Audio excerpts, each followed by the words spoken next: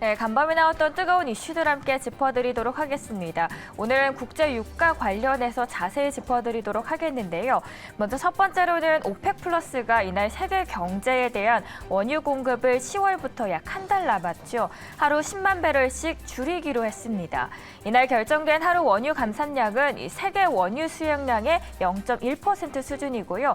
다시 말씀을 드리자면 9월부터 하루 10만 배럴씩 늘렸던 원유 공급 증가분을 다시 원래대로 돌리기로 결정을 한 겁니다. 오늘은 외신을 주로 깊이 있게 들어가 보겠는데요. 각 언론사별로는 어떻게 이야기를 하고 있고 흥미로웠던 점은 같은 이슈로도 각 외신마다 또 집중하고 있는 포인트가 달랐다는 점을 집중해서 들으시면 될 것 같습니다. 먼저 첫 번째로는 CNBC 기사부터 함께 보도록 하죠.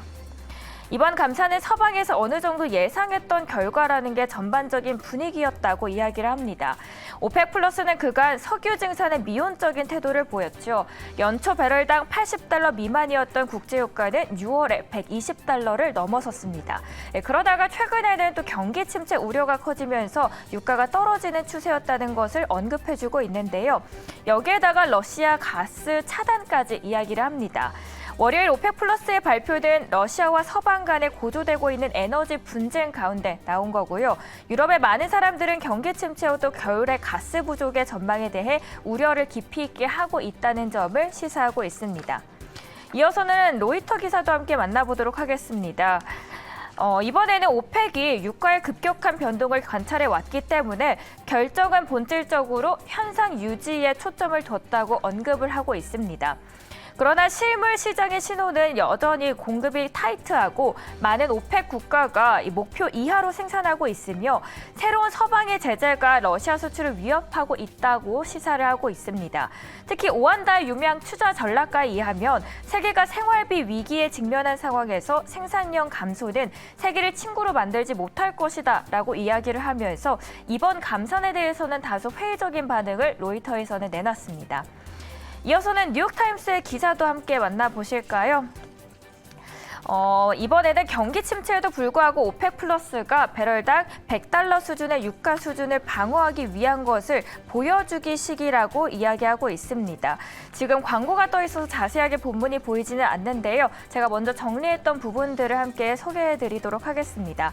오펙 플러스는 소량이라도 생산량을 줄임으로써 사우디아라비아 등 산유국들에게 생산량을 늘리도록 로비하고 있는 이 바이든 행정부의 간청을 기꺼이 무시할 의향이 있음을 보여주고 있다고 말을 하고 있었습니다. 바이든의 지위에 대해서 조금 더 집중하는 모습을 느낄 수 있었는데요. 바이든은 미국 대통령이 기름값을 잡기 위해서 인권 문제에 대한 소신을 버리고 사우디아라비아를 방문했었죠.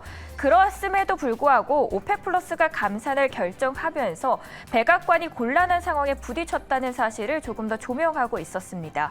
백악관은 유가가 지속해서 빠르게 떨어지고 있다는 점을 강조했었습니다. 관련 조치를 계속하겠다는 입장을 밝혔지만 11월 이 중간 선거를 앞두고 바이든 대통령이 사우디를 방문한 것이 적절한지에 대해서는 논란이 다시 한번 또 불거질 수 있다는 점을 명시했습니다.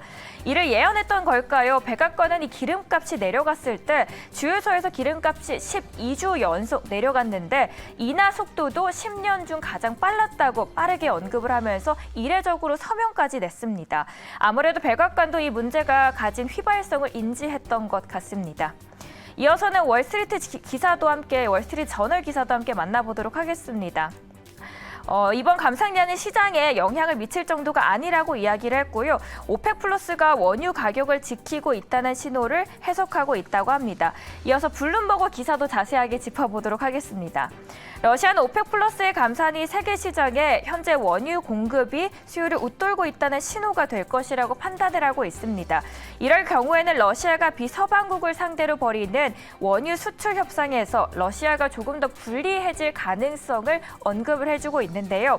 이번 감산은 물량 측면에서 보잘것없지만 오펙 플러스가 증산에서 가격 동향을 주시하는 체제로 돌아간다는 신호를 시장에 보낸 것이라고 이야기하고 있습니다. 이번 오펙 플러스의 결정과 또 국제유가 변화에 있어서 또 원달러 환율 급등과 우크라이나 전쟁 장기화 등으로 이어지면서 앞으로 이러한 이슈들이 또 물가 상승, 물가의 핵심 변수로도 작용할 수 있기 때문에 더욱더 주시해야 할 이슈 같습니다. 오늘은 그래서 국제유가에 대해서 자세하게 다뤄드렸고요.